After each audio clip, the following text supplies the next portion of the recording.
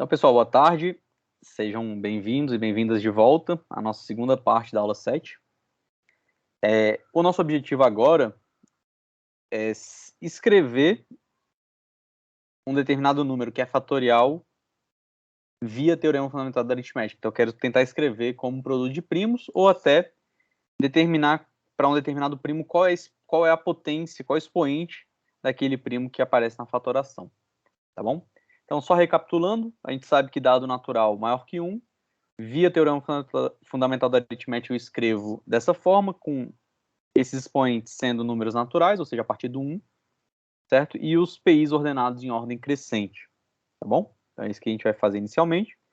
E claro, né, dado um N, pode acontecer, diversos primos não aparecem na fatoração, e então eles não estão sendo considerados aqui, nem com potência zero, tá bom? Os expoentes alfa i, eles vão ser denotados por EPI de n, então, para um determinado PI', que aparece na fatoração, eu denoto dessa forma. Isso aqui traz uma vantagem, porque até os primos que não aparecem, eles vão ter um determinado valor para EPI de n. Por exemplo, o 15, que é 3 vezes 5, o primo 2 não aparece na fatoração, então eu posso dizer que o E2 de 15 é 0. Então, não aparece aquele primo na fatoração. Então, que traz algumas informações nessa direção. Então, dado um n, eu posso calcular EPI de n para qualquer primo que eu quiser. Em alguns casos vai ser 0, em outros casos 1, e assim por diante. E um problema que é de interesse desse momento do curso é descobrir como é que é a fatoração de números que são fatoriais em primos. Por exemplo, o 5 fatorial, ele é escrito dessa forma, o 6 fatorial é escrito dessa forma, então tem a fatoração desses fatoriais em primos, tá bom?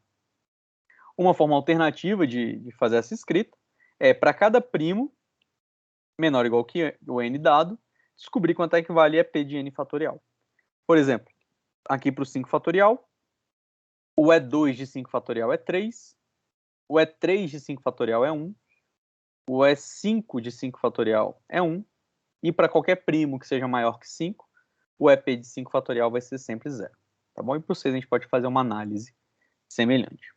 Então, assim, para números n pequenos, mesmo que o fatorial seja um pouquinho grande, a gente ainda consegue escrever assim sem muito sufoco. Inclusive aqui o do 50 fatorial, tá bom? Porém, a gente está interessado em saber, será que existe uma forma simples de descobrir quanto é que vale o S7 de 50 fatorial? Então, esse vai ser o nosso objetivo no momento, tá bom? Para responder essa pergunta, a gente vai meio que tentar trabalhar o que a gente tem no momento para depois deduzir as fórmulas. Por exemplo, o 50 fatorial, como vocês bem sabem, vai ser 50 vezes 49, vezes 48, vezes 47, vou colocar uma reticências. Só que no 48, no 47, no 46, até o 43, não aparece nenhum fator 7 na fatoração de nenhum daqueles números. O próximo termo que vai aparecer um 7 vai ser o 42. Então, eu já começo a olhar, dentre os números de 1 até 50, quem são os múltiplos de 7. Que eu só vou ter fator 7 em algum número que aparece aqui na escrita, se o número for múltiplo de 7. Então é isso que a gente vai fazer, 42. Aí o 41 eu vou omitir, 40 eu vou omitir, e aí eu vou chegar no 35. E eu vou fazendo isso, vou descendo, né? Pro 28, depois 21, tomar aqui, talvez eu tenha que jogar um pouquinho pro lado. Depois 14, 7, vou colocar aqui embaixo que não vai caber, e aí eu chego no 2 e no 1, tá bom? Então eu vou marcar aqui de laranja o pedaço que não tem 7 aparecendo como fator. Então o 7 não aparece nessa parte, o 7 não aparece aqui, o 7 não aparece, o 7 não aparece, e assim por diante, né? O 7 não vai aparecer aqui, não aparece aqui, não aparece aqui, e não aparece nessa parte, tá bom? Então, onde é que eu devo buscar os fatores 7 do 50 fatorial? Bom, basicamente no 49, vou escrever lá como 7 vezes 7. O 42, né, que é 6 vezes 7. O 35, que é 5 vezes 7. O 28, que é 4 vezes 7. Bom, e aí você já deve ter percebido que a gente vai realmente via múltiplos, né? Vezes 7. Vezes eu vou chamar de L essa parte restante, certo? L é um termo que não aparece 7 nessa fatoração. Tá? Então, 7 não divide L. Tá bom? Então, de certa forma, o restante, né? É o 50, o 48, 47, e aí vai. Beleza, então, aqui a gente, de certa forma, já sabe qual é a potência do 7 que vai aparecer. Só quero destacar o seguinte. Ó, o 7 está aparecendo 1, 2, 3, 4, 5, 6, 7 vezes. E tem mais uma vez que ele está aparecendo aqui, né?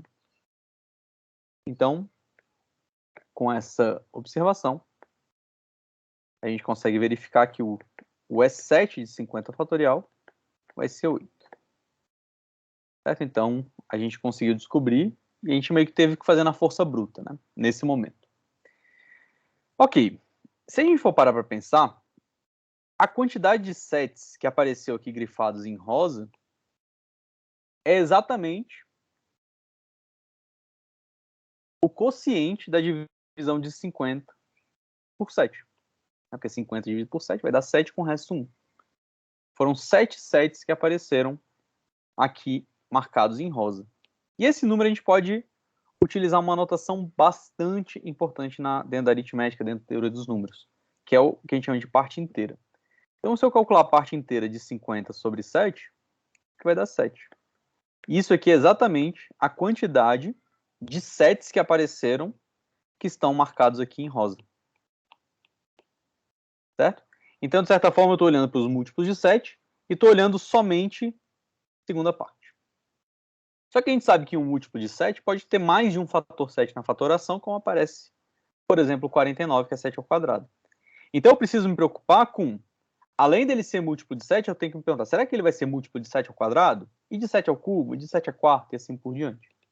Então, por isso, essa parte em verde aqui, eu estou calculando quantos são os coeficientes que multiplicam 7, que também são múltiplos de 7. Então, no fundo, o que eu estou calculando é 50 sobre 7 ao quadrado. Isso aqui dá 50 sobre 49, dá 1, alguma coisa. Quando eu pego a parte inteira, isso dá exatamente 1. Então, se a gente for parar para pensar, esse EP de 50 fatorial, que deu 8, ele também pode ser escrito como sendo a soma desses dois valores. E é bem natural que isso aconteça.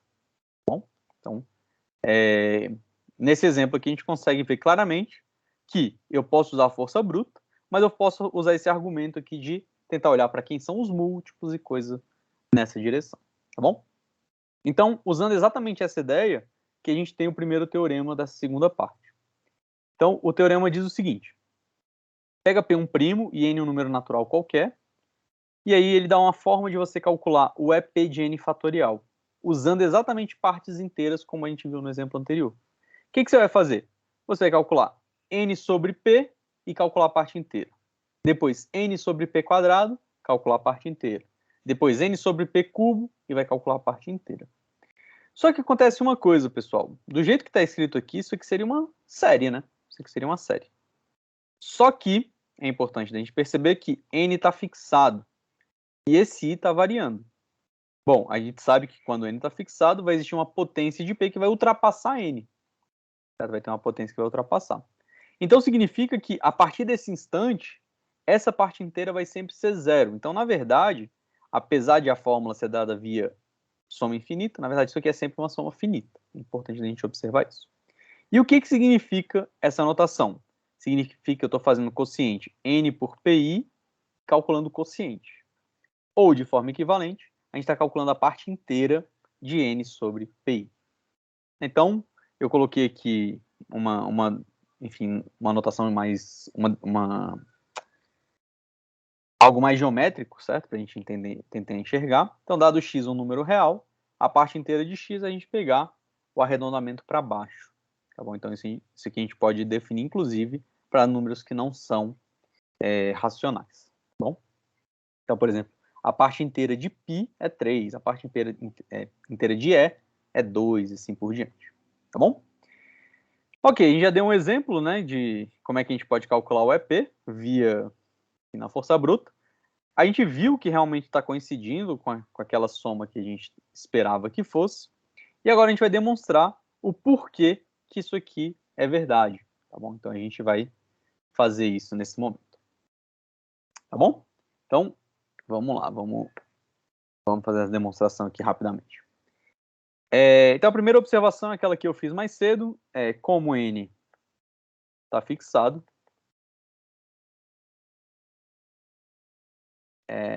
bom, e p também, né? Então, existe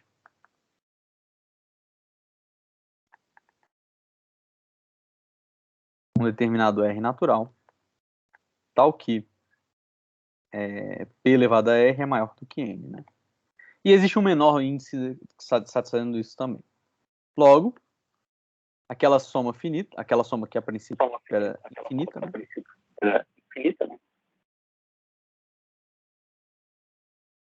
Aquela soma que era infinita passa a ser uma soma finita. Então, de I igual a 1 até infinito, da parte inteira de N sobre PI. Isso aqui, na verdade, é a soma de I igual a 1 até R. Né? Na verdade, eu posso até R menos 1 de parte inteira de N sobre P elevado a I. Então, o N está fixado, né? O N é natural. O P também está fixado. É importante da gente perceber isso. E aí, o que acontece é que vai existir uma potência de P que vai ficar maior do que N. Então, quando eu calcular N sobre P elevado a R, esse número vai ser menor do que 1. E aí, a parte inteira desse número, desse quociente, né, N sobre P elevado a R, vai ser 0 e dali para frente vai ser sempre ser 0. Então, basta eu calcular até o R menos 1, por exemplo. Então, isso prova que a soma é finita, tá bom? Então, isso é importante da gente perceber nesse momento. Tá bom? Como é que a gente vai provar que o EP de N fatorial vai coincidir com a soma? Como é que a gente prova isso? A gente vai provar por indução, tá bom? Então, é isso que a gente vai fazer nesse momento. Vamos mostrar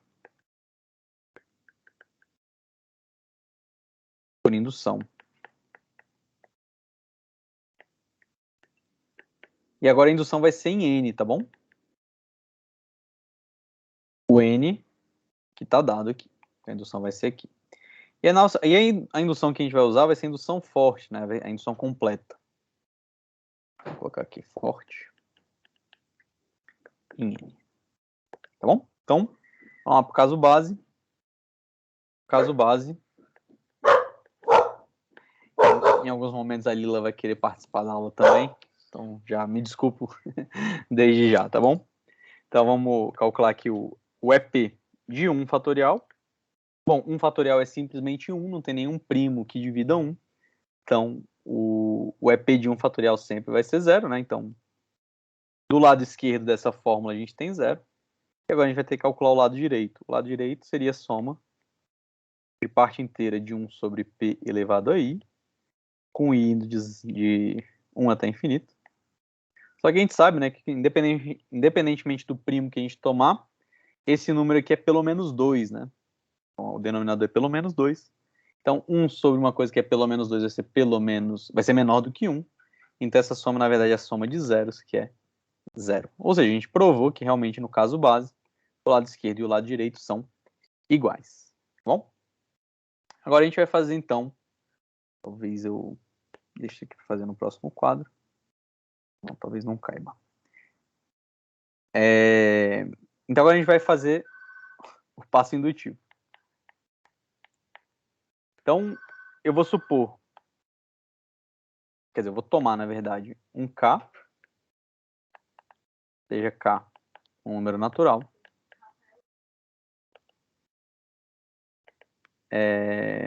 Não, quer dizer, tal que não. E suponha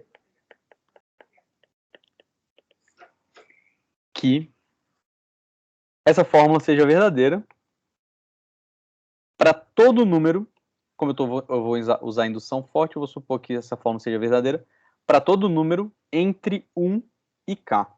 Então, eu preciso supor que isso aqui aconteça.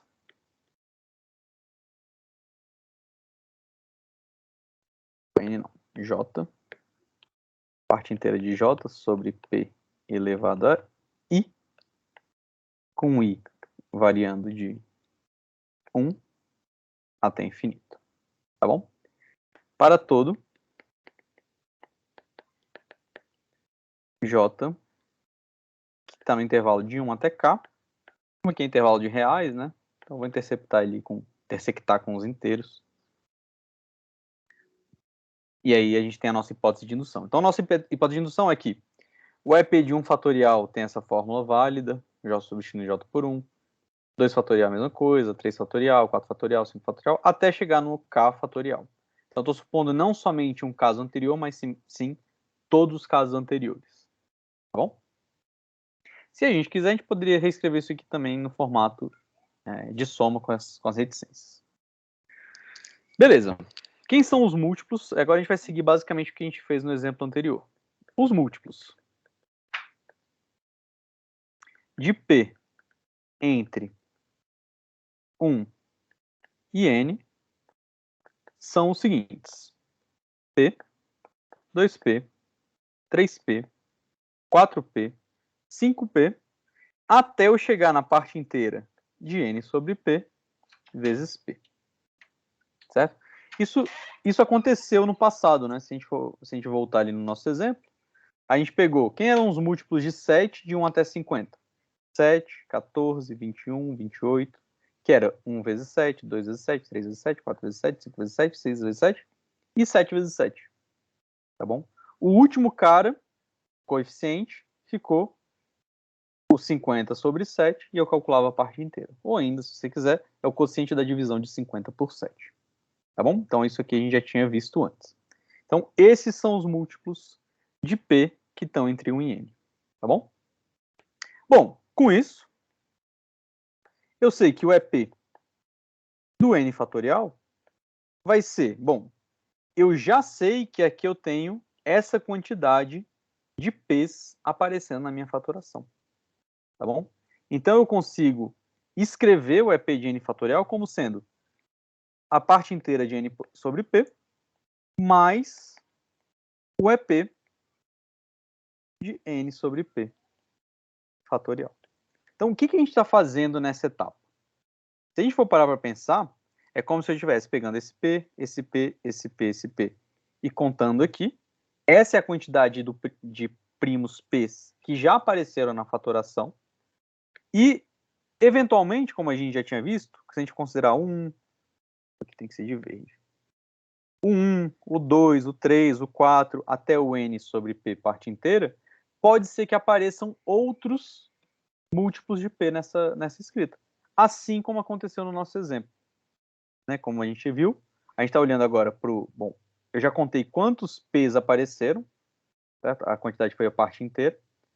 E agora eu estou olhando para os coeficientes. 1, 2, 3, 4, 5, 6, 7, né? E assim por diante.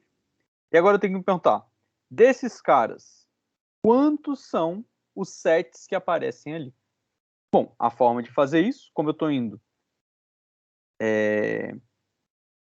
do coeficiente 1 até o coeficiente n sobre p parte inteira, então significa que a quantidade de primos que vai aparecer é o EP de n sobre p parte inteira fatorial. Tá bom? Então essa aqui é o que a gente tem de parte verde. Ótimo. Por que a gente está usando indução forte? Porque agora eu vou usar essa fórmula. Para quem? Para o número n sobre p. Tá bom? Então é aí que a gente vai chegar. Eu só acho que talvez, para ficar bem condizente com o que a gente está escrevendo, talvez aqui seja melhor escrever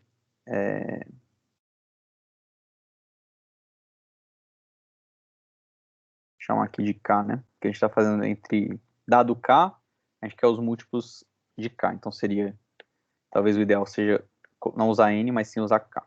Então deixa só ajustar aqui. Então, aqui K e aqui K também. Tá bom? Então a gente fixou o K, está usando que isso aqui é verdadeiro para todo J. Estou tentando olhar para os múltiplos de P que estão entre 1 e K. Esse K aqui. Tá bom?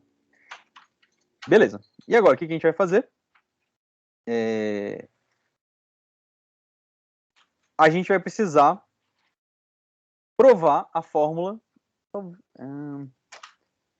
Só um minutinho, pessoal, que eu talvez devesse ter usado K mais 1, né? Então, dado esse K, suponha isso, os múltiplos de 1... Tá.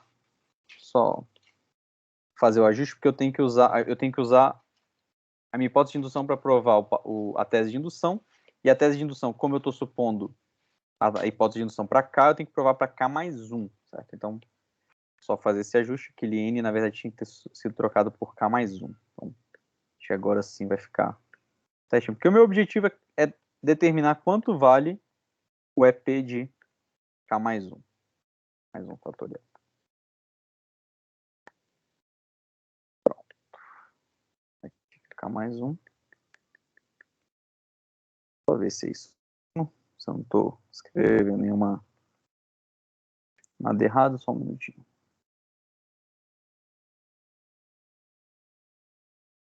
Tá, beleza. Acho que é isso mesmo. Não tem erro, não. Então, aqui seria parte inteira de K mais 1 sobre P fatorial. Tá, acho que agora sim. Beleza. Então, só para evitar qualquer confusão, eu fixei um K. Estou supondo que essa fórmula seja verdadeira para o 1, para o 2 até o K. Eu tenho que provar a fórmula para o K mais 1. Certo? Então, eu estou tentando entender quem são os múltiplos de P entre 1 e K mais 1. A gente viu que são esses. E aí, utilizando exatamente essa abordagem, a quantidade de P's que já apareceu aqui foi parte inteira de K mais 1 sobre P. Essa quantidade já foi do 1, variando 1, 2, 3 até esse cara. E sobrou olhar quantos são os primos que ainda sobram, né? No 1, 2, 3, inclusive esse cara. Depois que a gente calculou o EP desse elemento. Agora, quando a gente faz K mais 1 sobre P e calcula a parte inteira, esse número vai morar no intervalo de 1 até K, no intervalo inteiro. Certo? Então, com isso, a gente vai usar a nossa hipótese de indução. Tá bom? Então, isso aqui vai ser igual, pela hipótese de indução, a parte inteira de K mais 1 sobre P, mais a soma, certo? Agora, via hipótese de indução, de parte inteira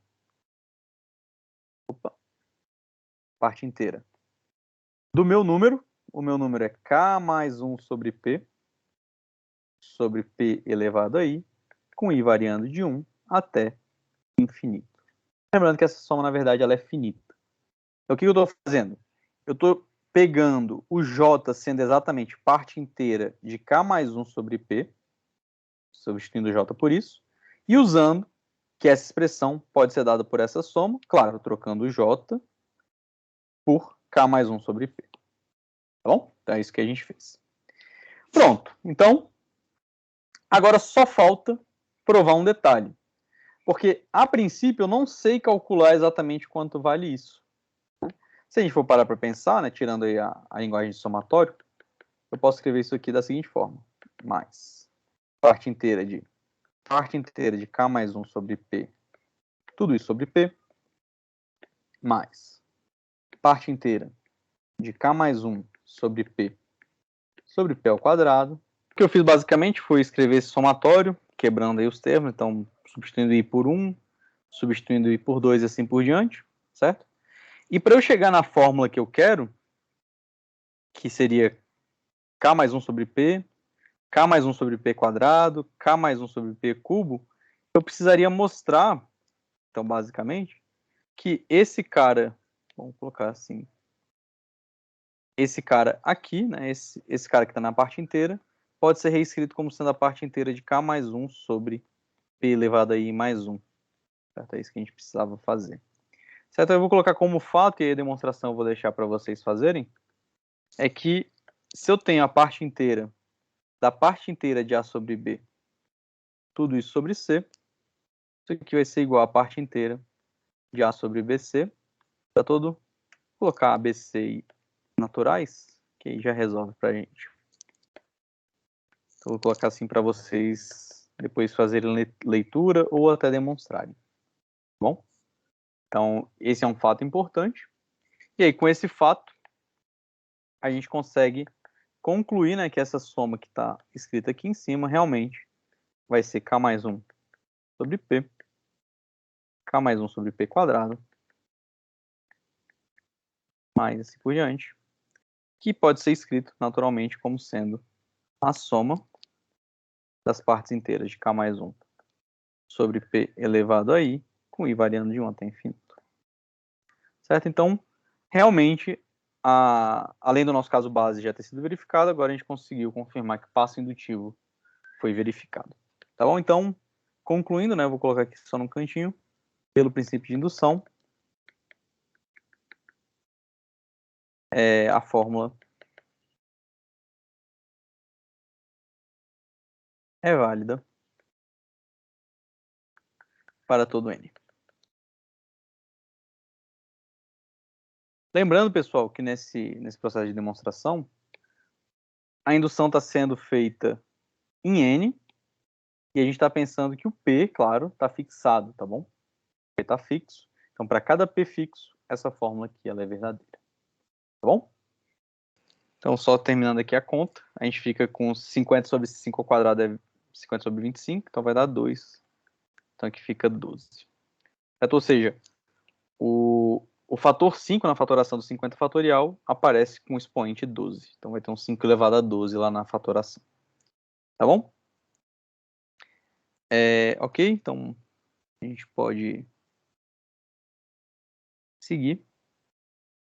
E o nosso objetivo agora vai ser tentar encontrar uma outra fórmula para o EP de n fatorial, utilizando agora uma representação que vocês estudaram lá no começo do curso. Ok? Vamos lá, vocês lembram que todo número pode ser escrito em qualquer base que a gente quiser? Então, só para a gente lembrar, eu posso escrever o 50 na base 7. Como é que a gente pode fazer a escrita do 50 na base 7? Seria 1 vezes 7 ao quadrado, né? Porque 49 é a potência de 7 mais próxima de 50, que está ainda menor do que 50. Aí seria mais 0 vezes 7 elevado a 1, mais 1 vezes 7 elevado a 0. Então, fazendo a expansão do 50 na base 7, eu tenho 101. Certo? A gente pode escrever nesse formato. Será que, utilizando essa escrita, a gente consegue dar uma fórmula para o E7 de 50 fatorial ou, de forma mais geral, para o EP de n fatorial?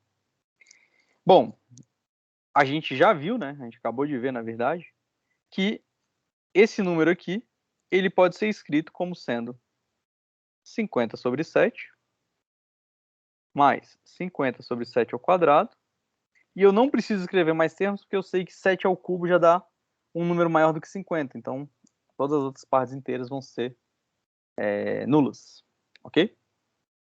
Então, vamos perceber o seguinte. Se eu for calcular a parte inteira de 50 sobre 7, usando essa representação aqui, eu posso escrever como sendo 1 vezes 7, porque eu estou dividindo cada termo aqui por 7. Então, 1 vezes 7, mais 0 vezes 7 elevado a 0. E esse termo aqui, que é o termo 1, quando você dividir por 7, ele não vai dar inteiro, enquanto que o restante vai dar inteiro. Então, como você está calculando a parte inteira, ou seja, arredondando para baixo, esse termo aqui vai ser irrelevante na nossa escrita. Tá bom? O 50 sobre 7 ao quadrado, ele vai ser o quê? Você pega o 50 e vai dividir por 7 ao quadrado cada um dos termos. Você vai ficar 1 vezes 7 elevado a 0, vou colocar 7 elevado a 1 aqui, mais, e acabou, né? Porque se você pegar esse cara, dividir por 7 ao quadrado, e no fundo você vai estar tomando a parte inteira, essa parte vai ser irrelevante aqui na nossa escrita. Tá bom? Então, o que está acontecendo aqui? Quando a gente somar essas duas expressões, eu vou ter que o EP, o E7 de 50 fatorial, ele vai ser igual a, bom, eu vou somar termo a termo, esse com esse, e acabou. Então ficaria assim. 1 está em evidência, na verdade, se tivessem mais termos, esse coeficiente 1 seria o mesmo, né? Vai ficar 1 que multiplica 7 elevado a 1 mais 7 elevado a 0, mais 0 vezes 7 elevado a 0. Ou seja, no fundo, eu estou conseguindo uma forma de escrever o meu E7 de 50 fatorial simplesmente olhando para a minha fatoração, para a minha escrita de 50 na base 7. Tá bom? Só que eu ainda não consegui relacionar exatamente do jeito que eu queria. Então eu vou fazer algumas manipulações para chegar no que eu quero. Bom, essa soma aqui, se eu tivesse mais termos aqui para cima, naturalmente seria uma soma de PG. Tá bom? Então, vou colocar aqui soma de PG. Então, na verdade, esse termo pode ser escrito assim, ó, 1 vezes 7 ao quadrado menos 1 sobre 7 menos 1. E, inclusive, o 7 elevado a 0 pode ser escrito como sendo 7 elevado a 1 menos 1 sobre 7 menos 1. Porque 7 elevado a 0 é 1, e aqui eu tenho 7 menos 1 dividido por 7 menos 1. Tá bom? E agora eu vou fazer o seguinte. Eu já percebi que o 7 menos 1 vai aparecer em todos os termos, né? Então eu vou colocar todo mundo sob o mesmo denominador, 7 menos 1. E agora eu vou fazer o seguinte. Eu vou pegar esse multiplicado por esse e esse multiplicado por esse. Então ficou assim, essa parte amarela. 1 vezes 7 elevado ao quadrado, mais 0 vezes 7 elevado a 1. Tá? E aí ficou menos 1 aqui.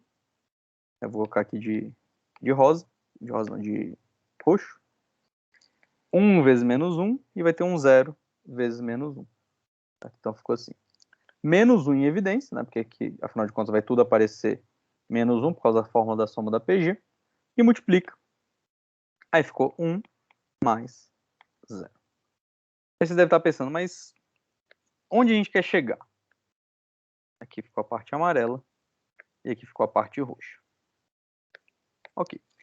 Aí eu vou fazer o seguinte.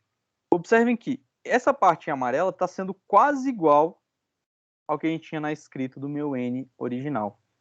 Então eu vou somar esse termo e subtrair esse termo. Então vai ficar assim. 1 vezes 7 ao quadrado, 0 vezes 7 elevado a 1, mais, aí eu vou colocar aqui em laranja, o que eu estou somando, 1 vezes 7 elevado a 0, e eu vou subtrair esse termo. Então ficou assim, menos 1, que multiplica 1 mais 0. Bom, como eu estou somando 1, eu tenho que subtrair 1. Então eu vou ter assim, mais 1. Tudo isso sobre 7 menos 1. E aí, se a gente for parar para pensar, esse pedaço aqui que eu vou destacar em rosa é exatamente o meu N original.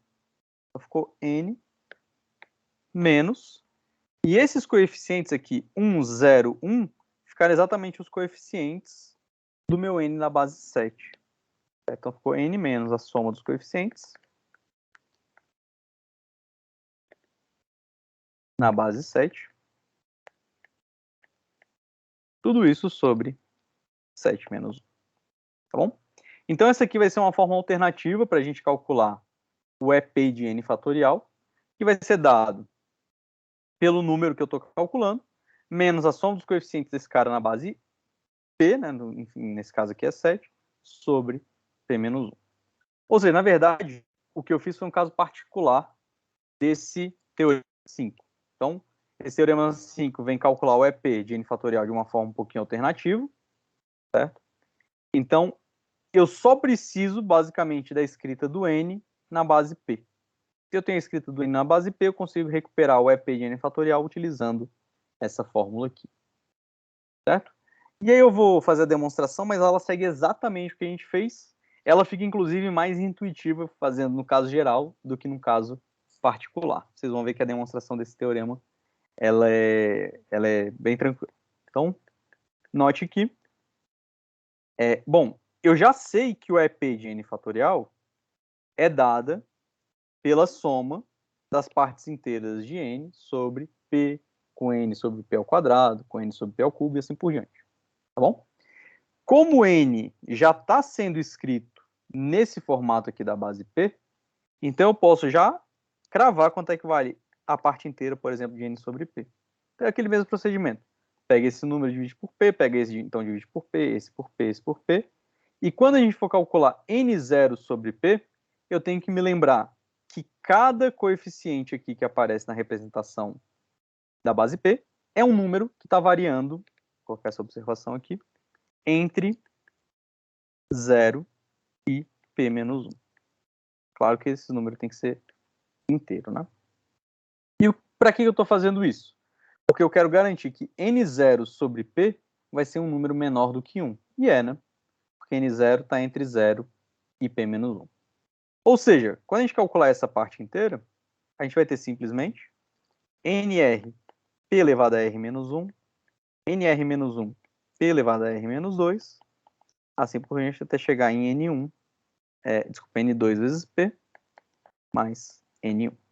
Tá bom? Então, o que eu fiz foi dividir cada pedaço por P e perceber que toda a primeira parte vai ser inteira, a única parte que não vai ser inteira é essa aqui. Como eu estou tomando a parte inteira, isso aqui vai ser desprezado. Tá bom? E aí, de forma semelhante, quando a gente for fazer N sobre P ao quadrado, que é a segunda, o segundo cálculo para eu obter o EP de N fatorial, daquela forma que a gente tinha visto no teorema anterior, isso aqui vai ser NR PR menos 2, NR menos 1, PR menos 3, até chegar em N2. Né? No N2, eu vou parar, porque vai estar no original N2 vezes P ao quadrado. Quando você dividir por P ao quadrado, vai sobrar apenas N2. E essa parte final, quando você dividir por P, esse camarada aqui vai ser um número racional que está entre 0 e 1. Tá bom? E aí a gente vai, enfim, fazendo esse procedimento até chegar. A última potência que eu tenho que dividir é a potência P elevado a R. Né? Então você tem que fazer N sobre P elevado a R. Bom, seguindo exatamente a mesma ideia, isso aqui vai sobrar apenas o NR. Esse quociente que vai ser inteiro e a parte restante, quando você calcular a parte inteira, vai ser 0. Tá bom? Assim, como o EP de N fatorial é dado pela soma de N sobre P com N sobre P quadrado e assim por diante, até N sobre P elevado a R, eu posso reescrever isso aqui como sendo a soma desse cara com esse cara e assim por diante até esse cara. E aí a gente começa a perceber que o NR vai estar multiplicando diversos caras. Então eu posso colocar em evidência, né, na hora da escrita. Então ficaria NR que multiplica P elevado a R menos 1, P elevado a R menos 2, até chegar em 1. Vou colocar na linha de baixo.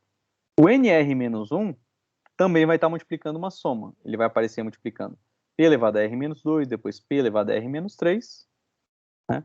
P elevado a R menos 2, P elevado a R menos 3, até chegar no 1, certo? Que vai ser o cara que está antes dessa escrita. E aí a gente vai fazendo até chegar no N1, né?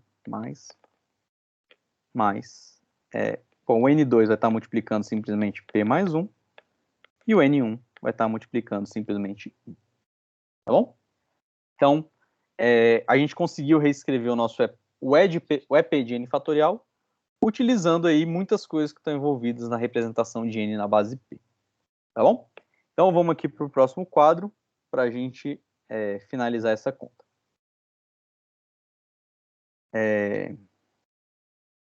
Então, com isso, né, a gente conclui o seguinte, que o EP de N fatorial vai ser o NR, se a gente for voltando aqui, ele está multiplicando a soma de novo de uma PG, com termo inicial 1 e termo final P elevado a R menos 1. Usando a forma de soma de PG, isso dá simplesmente P elevado a R menos 1 sobre P menos 1. Da mesma forma para o NR menos 1. Ele está multiplicando a soma de uma PG, com termo inicial 1, termo final P elevado a R menos 2. Então, isso vai ficar simplesmente P elevado a R menos 1, menos 1, tudo isso sobre P menos 1. E aí vai, né? Assim por diante. Até chegar no N2, que está multiplicando. Bom, aqui é simples de calcular, né? Mas também é a soma de uma PG, se a gente for para pensar. A gente pode escrever essa soma de PG como sendo P ao quadrado menos 1 sobre P menos 1. E o N1, ele está multiplicando P menos 1 sobre P menos 1, né? Afinal de contas, ele está multiplicando 1. Ok? E aí a gente vai utilizar o mesmo argumento que a gente fez naquele exemplo. A gente vai fazer uma multiplicação dessa parte aqui em amarelo, certo? Separado. Depois a gente vai multiplicar aqui a parte em roxo. A gente vai fazer separado. Depois a gente vai ter que adicionar e subtrair um termo para ficar certinho. E lembrando que todo mundo está sob o mesmo denominador, que é P menos 1. Então, já colocando esse denominador P menos 1, a gente ficou com NRP elevado a R, NR menos 1 PR menos 1, assim por diante até N2P² mais N1P, menos, vou jogar um pouquinho para o lado aqui para caber a outra parte. Então, menos, aí o que ficou? Ficou menos 1 vezes NR, menos 1 vezes NR menos 1, menos 1 vezes N2, assim por diante. Então, na verdade, ficou a soma dos coeficientes, né? NR mais reticências até chegar no N1. Bom, para chegar no que eu quero, né? Eu precisava que aqui fosse o meu N original, só falta o meu N0. Então, o que a gente faz? A gente soma e subtrai o nosso N0. Tá bom? Então, eu posso escrever isso aqui como sendo NRPR mais reticências até N1P1, P elevado a 1, e a gente soma esse N0 aqui para encontrar o meu nosso N original, e como eu somei, eu vou subtrair. Certo? Então a gente soma e subtrai, então a gente não está alterando o nosso número final. Ok, tudo isso dividido por P menos 1. E agora a gente percebe que esse número aqui, que está destacado aqui em amarelo, é o nosso número N, né, por hipótese. Nosso N é exatamente aquela soma. E isso aqui é a soma dos coeficientes. Certo? Então, a gente conclui a demonstração observando que isso aqui é N menos a soma dos coeficientes NI, com I indo de 0 até R, tudo isso sobre P menos 1. E aqui a gente termina a demonstração. Ou seja, o que eu estou dizendo? Se eu souber a representação do meu N na base P, eu consigo automaticamente calcular quem é EP de N fatorial utilizando isso. Bom? Então, vamos fazer um exemplo rapidinho? Vamos calcular, por exemplo, a gente já calculou de outras formas, né? Então vamos calcular de mais uma, o S7 de 50 fatorial utilizando isso. Então, bom, o 50, a gente já tinha feito o cálculo fazendo a construção, agora a gente vai simplesmente aplicar a fórmula. A gente já tinha visto que isso aqui era 1 vezes 7 ao quadrado, 0 vezes 7 elevado a 1, mais 1 vezes 7 elevado a 0. Certo? Então, esse aqui é o que a gente está chamando de N2, esse aqui é o nosso N1, esse aqui é o nosso N0. Então, né, pela fórmula, pelo teorema 5, eu tenho que o EP, ou S7 de 50 fatorial, é 50, menos a soma dos NIs, então 1 mais 0 mais 1, 1 mais 0 mais 1, sobre 7 menos 1. Então vai ficar 50 menos 2, 48, sobre 6, que é igual a 8. Tá bom? Então essa é uma forma alternativa aí para a gente calcular o nosso EP de N fatorial. Tá bom? Então vocês já têm diversas formas aí de vocês, para vocês escolherem, então vocês verifiquem o que fica melhor para vocês. Tá bom? A gente já está quase na parte final, então tenho mais um comentário para fazer e um corolário, que é o seguinte: já caiu em provas antigas do Profmat, antigamente as provas eram unificadas, já caiu questão sobre isso, então eu resolvi colocar aqui nessa aula. Então, vamos pegar A1, A2, A3 até a N, números naturais. A gente sabe que esse número aqui, soma dos AIs, tudo isso fatorial sobre A1 fatorial, A2 fatorial, a N fatorial, isso conta a quantidade de permutações com repetição. Certo? Se vocês lembrarem da fórmula de permutação com repetição, lá de combinatória, a gente tem essa quantidade de objetos, sendo A1 do tipo 1, A2 do tipo 2, A3 do tipo 3, a N do tipo N. E aí, como isso aqui é a quantidade de permutações, então esse é um número natural. Certo? Na verdade, aqui eu escrevi que é inteiro, mas é até mais, né? É natural também. E a pergunta é, sem utilizar essas propriedades de combinatória, será que a gente consegue verificar que esse número aqui é inteiro? Independentemente de quanto é A1, quanto é A2, quanto é a N? Então, uma ideia que a gente pode ter é, fixa um primo P, e eu preciso mostrar que o fator, o expoente de P nessa escrita é maior ou igual que o fator de P na escrita do de baixo.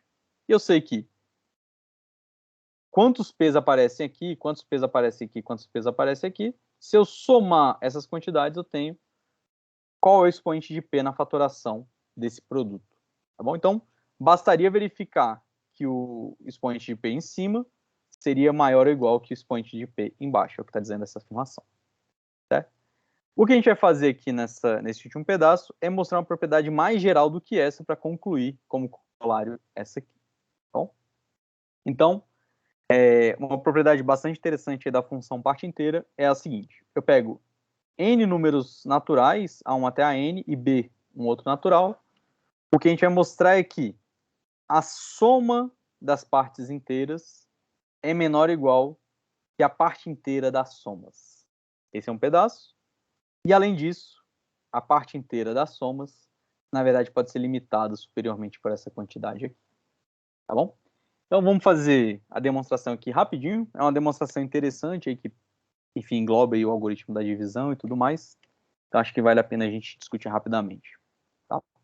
Então, pelo algoritmo da divisão... Professor, uma pergunta. E esse N que apareceu lá na última parte da desigualdade? Ótimo, boa pergunta. É a quantidade de As que você tem. Ah, perfeito. Beleza. Então, pelo algoritmo da divisão, o que eu vou fazer? Eu vou dividir cada AI por B. Então, A1 vai ser BQ1 mais R1. O A2 vai ser BQ2 mais R2. E aí vai, até chegar no AN, né, que é a quantidade de As que aparece. A pergunta do colega foi muito boa. BQN mais RN. Tá bom?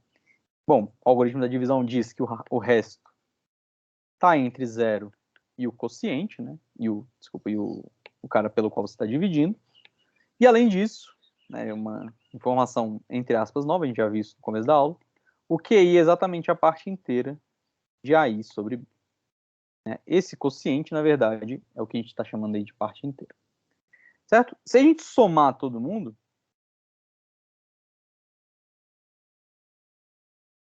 a gente fica com o seguinte. Eu vou ficar com A1 mais A2 mais AN. Isso vai ser igual. Posso colocar o B em evidência, né? Ele está aparecendo em diversos fatores. Vai ficar Q1 mais Q2 mais Qn. E os RIs também. R1, R2 mais Rin. Certo? E agora, a gente pode dividir por B dos dois lados. Vai ficar A1 mais AN sobre B. Quando a gente dividir esse pedaço aqui por B, o B vai cancelar, né? Só sobra os quocientes. Mais R1 mais Rn. Tudo isso sobre B. Tá bom? Então é isso que a gente tem. Eu tenho que provar duas desigualdades. Eu vou focar primeiro na primeira, certo? Por um lado, o que acontece? Bom, esse número, né, A1 mais AN sobre B, ele vai ser a soma dos quocientes mais alguma coisa que é positiva, né? Os RIs são todos positivos, então isso aqui é pelo menos zero. 0 dividido por B vai ser pelo menos zero. Esse aqui vai ser maior ou igual que a soma dos QIs.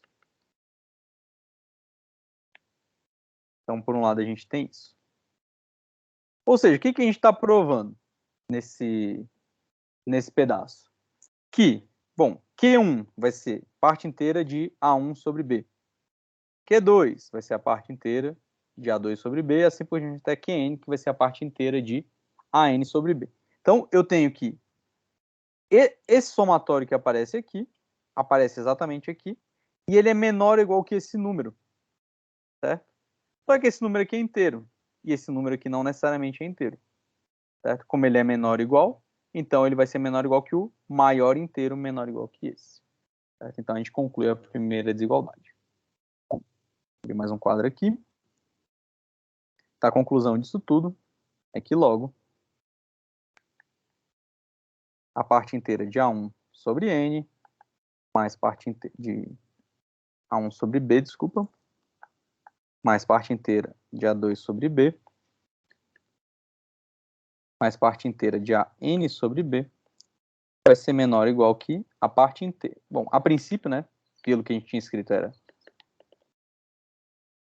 AN sobre B, certo? Só que como esse cara aqui é inteiro, então eu posso colocar a parte inteira aqui, certo? Então, essa é a primeira desigualdade. Por outro lado, o que a gente tem é... Vamos voltar aqui na nossa desigualdade, então agora vamos olhar o negócio como um todo. Eu sei que esse RI é menor do que B. Então, o que eu tenho? Eu tenho que esse somatório, que é igual a isso, vai ser menor, e eu substituo cada RI por B. Tá bom? Então, é isso que a gente vai fazer agora. Então, vou ter A1 mais A2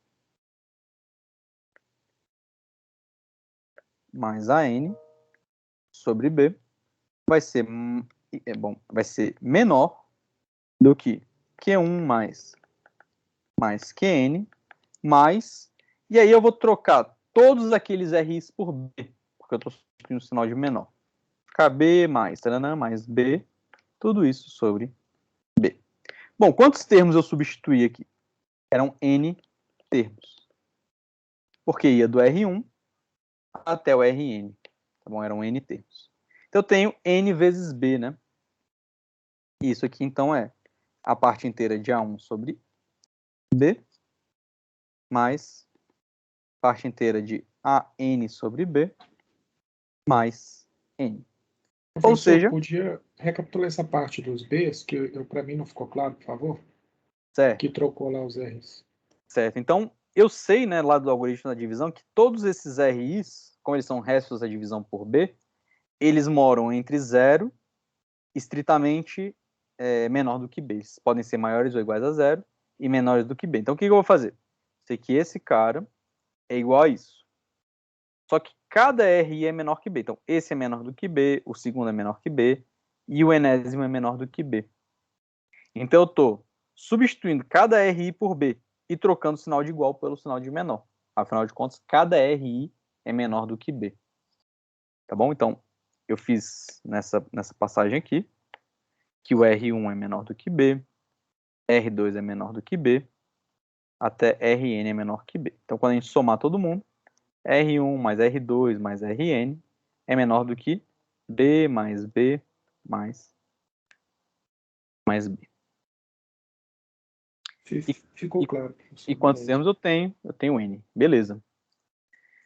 Pronto, então a gente provou que esse cara é menor do que esse cara. Bom, e um fato bem tranquilo de verificar é que a parte inteira de um número é sempre menor ou igual que o próprio número, certo? Então a conclusão é que a parte inteira de A1 mais AN sobre B é menor do que A1 sobre B mais AN sobre B, tudo isso mais, certo? Então a gente conseguiu verificar também a segunda etapa. Bom, mas para que a gente está provando isso? Esse aqui é um fato bem mais geral do que o que a gente precisava, e agora a gente vai usar esse teorema para provar um corolário e assim terminar a aula.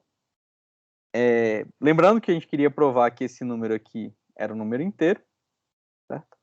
Então a gente vai usar exatamente o teorema 6 para conseguir garantir isso.